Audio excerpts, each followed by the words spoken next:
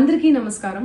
నిన్న ఏదైతే నా బర్త్డే పార్టీ జరిగిందో ఒక చిన్న ఇంట్లో పార్టీ లాగా ఒక ఫ్యామిలీ ఫంక్షన్ లాగా జరుపుకోవాలన్న ఒక ఉద్దేశంతో ఆ రిసార్ట్లో మా అమ్మా నాన్నల కోరిక మేరకు మా అమ్మా నాన్నలతో కలిసి మా ఫ్యామిలీ మెంబర్స్తో కలిసి నేను జరుపుకోవడం జరిగింది.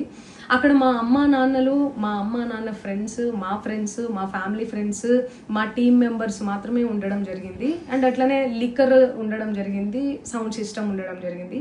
సో సౌండ్ సిస్టమ్కి లిక్కర్కి పర్మిషన్ తీసుకోవాలని చెప్పి నాకు అస్సలు అవగాహన లేదు, ఐడియా కూడా లేదు. అది అనుకోకుండా సడన్గా ప్లాన్ చేసుకొని వెళ్ళిపోవడం జరిగింది అక్కడ. సో అందుకు నాకు అవగాహన లేదు, లేకుంటే నేను డెఫినెట్లీ తీసుకునేదాన్ని. నాకు అసలు గైడెన్సీయే లేదు. ఎవరైనా గైడ్ చేసినా కూడా నేను పర్మిషన్ తీసుకునేదాన్ని, లేకపోతే నేను ఎందుకు ఇలా తెలిసి చెయ్యను కదా. సో ఇదంతా ఇలా తెలిసి అయితే నేను తప్పు చేయలేదు, తెలియకుండా ఇది జరిగిపోయింది.